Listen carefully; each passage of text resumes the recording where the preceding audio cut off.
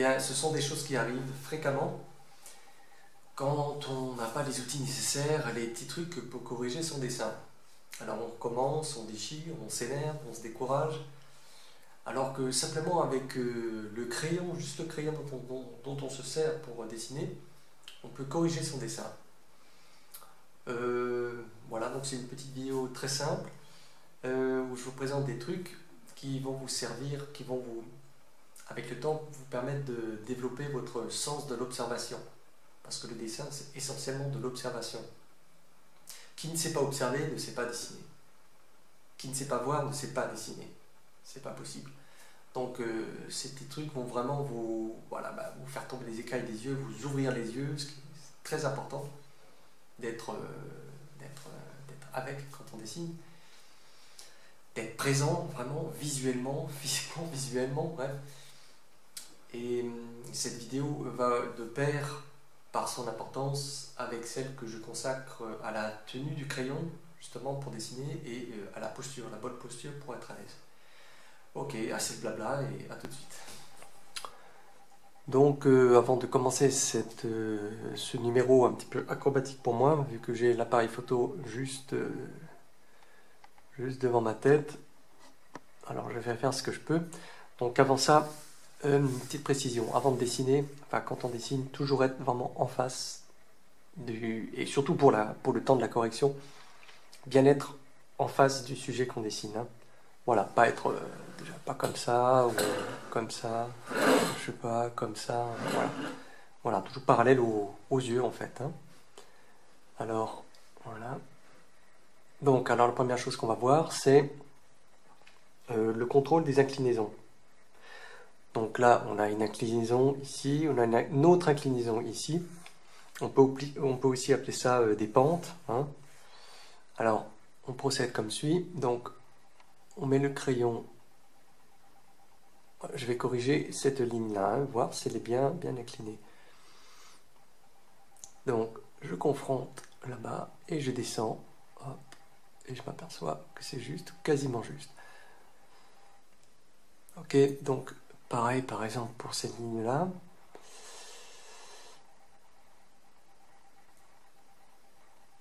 Ok, et je descends. Et je m'aperçois qu'elle monte un petit peu trop. Voilà, donc ça c'est un petit truc à corriger, petit coup de gomme et on corrige. Quoique, petite précision, ce ne sont que des cartons. On a toujours une petite marge d'erreur de quelques millimètres quand même. Hein. Une fois le dessin achevé, il n'y a aucun moyen de voir, de déceler une erreur en fait. Si maintenant cette ligne-là, au lieu d'être comme elle est comme ça, là c'est sûr, là on a largement dépassé la marge d'erreur. Ok. Alors autre chose, les proportions. Quand il n'y a qu'une seule ligne, comme ici, il n'y a pas de rapport de proportion. Quand il y a une deuxième ligne, il y a un rapport de proportion entre cette ligne et celle-là, entre ce segment et celui-là. Ok. Donc on va comparer, on peut mesurer les proportions de tout. Moi je préfère commencer par l'écran de masse en fait. Donc ce que je vais faire, mesurer les proportions, c'est comparer, voir ce qui est égal et ce qui n'est pas. Combien de fois fait telle mesure par rapport à une autre. Donc je compare cette distance, je prends la mesure d'ici à ici, et je cherche une correspondance, une mesure égale, hein, pour voir si mon dessin est juste. Ok, donc je prends cette mesure, je la reporte ailleurs. Et on voit que ça fait de là à là. Donc je regarde, c'est mon dessin. Hop. De là à là est égal à de là à là. Et voilà, ce qui est quasiment juste. Hein. Ok, on va chercher autre chose. On va mesurer là, ces trois parts ici, si elles sont égales ou pas. Alors je suis obligé de regarder à travers la caméra, l'écran de la caméra, et je vois vraiment pas bien du tout. Ça est égal à ça, qui est égal à ça. Ok, vous voyez un petit peu, donc si on prend cette mesure, elle équivaut à ça, et ensuite à peu près à ça. Voilà, maintenant c'est dans le cas des égalités. Mais il peut arriver, par exemple, on peut chercher cette mesure-là, ça, d'ici à ici. Combien de fois ça rentre ici, par exemple, de là à là. Alors on prend la mesure là-bas. Ça fait 1, 2 et 3. Quasiment 3. Hein. Alors ensuite on reporte, on fait hop, 2, 3 et 4. Je me suis peut-être planté, effectivement.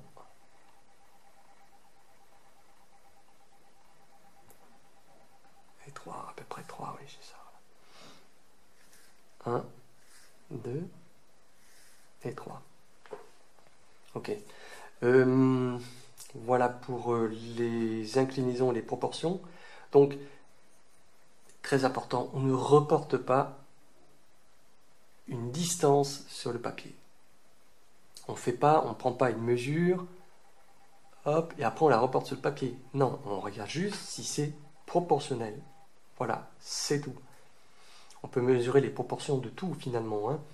Donc, d'ici à ici, par exemple, là, de là à là, à quoi ça correspond? Si ça équivaut par exemple de là à là, ben là-bas il faut que ce soit exactement pareil. Si vous prenez cette mesure là-bas sur le carton, il faut que ça corresponde aussi, il faut que ça arrive au même niveau de là à là par exemple.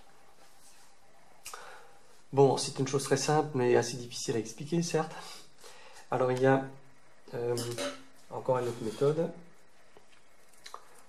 Voilà, une petite baguette de mon invention. Donc c'est juste une petite baguette en bois avec ici 4 parts égales. J'ai aussi fait une division là toute simple ici. Donc ce qui me permet juste de voir, je vais vous montrer comme ça sera plus clair. Donc voilà, je prends les deux extrémités, je place là et là ces deux arêtes, ici et ici ce trait. Hein, et je regarde où arrive le milieu de ces deux extrémités.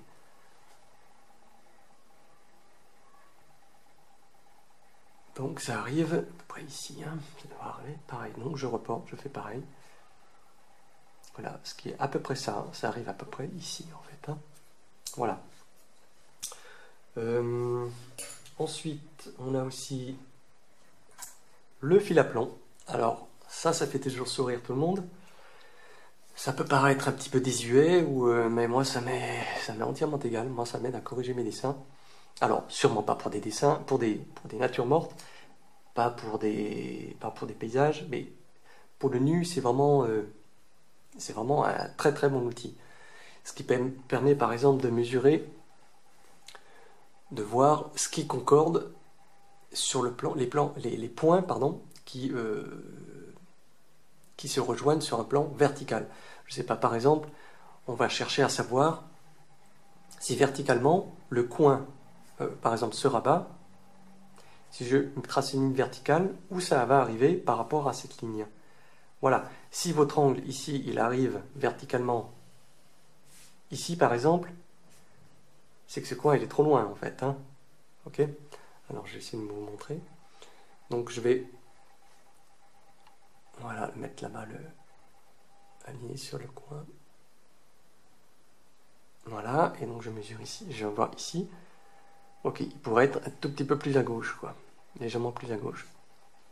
Ok, je ne sais pas si cette explication est très claire, si elle vous a séduite en tout cas. Faut pas chercher bien compliqué en fait. On voit juste ce qui s'aligne sur un plan vertical en fait. Hein. On peut aussi le faire pour un plan horizontal et prendre par exemple juste cet angle-là et le mettre horizontalement et voir. Voilà, il arrive ici. La ligne arrive ici. Ok, là. Et ensuite, on compare pour voir à peu près ce que ça donne. Hein. Voilà encore une chose. Alors, on a vu avant les inclinaisons, mais on peut aussi se servir donc de la même méthode. hein, de l'inclinaison du crayon, pour voir les rapports entre les différents points. Par exemple, je vais préciser cet angle-là. Voilà. Ou d'ici à ici. Hein. Cet angle-là, à celui-là. Voilà. Donc, entre ces deux points, entre ces deux points, il y a bien une inclinaison. Ici, c'est pas comme ça, ou comme ça, ou comme ça. Hein. Ces deux points sont alignés, voilà, comme ça. Donc, on va regarder là-bas, sur l'original, sur les cartons, si mon inclinaison entre mes deux points est bonne. Exactement. Voilà. Donc, on peut faire la même chose entre ce point et ce point. Voilà. Ok. Voilà, mais c'est quasiment bon. Donc, c'est un petit peu ce que j'avais dit avant, un tout petit peu plus à gauche. Ce qui me permet de conclure, je pense, avec les vides et les pleins. Alors, ici, on a une forme pleine. Pleine. Ok. Ce qu'on peut appeler vraiment le dessin. Forme pleine. Mais là, il y a un truc ici auquel on pense jamais. C'est là qu'il y a un vide. Là aussi, il y a un vide. Là, il y a un vide. Et ce vide forme aussi un dessin.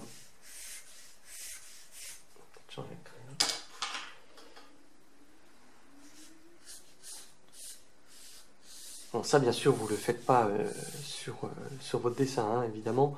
Ça, c'est juste pour vous montrer que là, le vide peut aussi servir à corriger son dessin. Donc, vous regardez comme ça, avec un peu d'entraînement, la forme que donne le vide à cet endroit-là.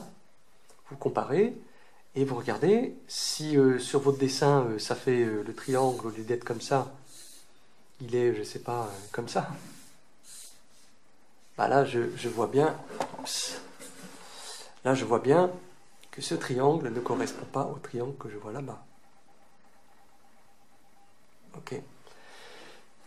Voilà, là aussi, il y a un vide. Ici. Voilà, un petit rectangle ici. Voilà, il faut que ça corresponde, ce rectangle, le dessin de ce rectangle doit correspondre au même rectangle là-bas, sur l'original. Voilà, donc on peut voir des vides finalement partout. On peut en voir ici, hein, ici, là, c'est-à-dire ça forme à peu près ce dessin. Le vide ici ressemble à ça, ok? Là aussi, un genre de petit trapèze. Voilà, et si vous comparez avec l'original, il faut que votre trapèze ici, qu'il ait la même forme, les mêmes proportions. Ok, donc il n'y a pas qu'une seule. On ne corrige pas un dessin uniquement en regardant les inclinaisons. C'est un petit peu de ça, un petit peu de ci, un petit peu de ça. Mélanger un petit peu les techniques que je viens de vous montrer. Et ça vous permettra de faire un dessin qui tienne la route en fait. Hein. Alors j'allais oublier encore une chose. Oui, alors, il y a aussi un truc qui est pas mal, c'est de laisser son dessin de côté pendant, je sais pas, 24 heures, un jour, 2 jours, une semaine, 2 semaines, plus s'il le faut. Vous le laissez de côté, vous le regardez pas, vous pensez plus à ce dessin, vous regardez pas le sujet, l'original, que ce soit d'après une photo ou d'après nature, et vous le ressortez d'un seul coup après entre un jour et un mois, je sais pas. Et là, il y a toujours des choses qui sautent aux yeux. Voilà, c'est comme, je sais pas, vous écrivez une lettre, bon bref, et vous voulez vous corriger, après un certain temps, il y a des erreurs, des choses auxquelles vous n'aviez pas pensé, et toutes ces choses sautent aux yeux en fait. Voilà. Encore autre chose, oui, il y a le miroir. Donc, vous regardez votre dessin dans un miroir, et là aussi, croyez-moi, on voit beaucoup de choses. Hein. Puisque vous voyez votre dessin complètement à l'envers, c'est comme si vous le voyez en fait pour la première fois. il y a aussi montrer son dessin à un ami, à une tierce personne. Pas obligé que ce soit forcément un ami dessinateur, hein. Personne tout à fait neutre. Après, il faut toujours peser le pour et le contre. Mais le mieux, c'est vrai, effectivement, un ami dessinateur, c'est toujours mieux qu'une personne qui n'y touche jamais, en fait. Autre chose, oui, tout simplement mettre la feuille à l'envers, prendre son dessin à l'envers, et là aussi, ça peut servir. Ok, j'espère que ce petit tutoriel vous aura été utile. Si vous avez des questions, n'hésitez pas, je suis prêt à refaire une vidéo pour réexpliquer un point en particulier. Et voilà, petit message personnel, ne vous découragez pas, le dessin est vraiment à la portée de tous. Ne vous imaginez pas qu'il faille du talent, il faut juste de la persévérance, de bons outils, du bon matériel et un brin de passion. Voilà, bon dessin et à bientôt. Au revoir.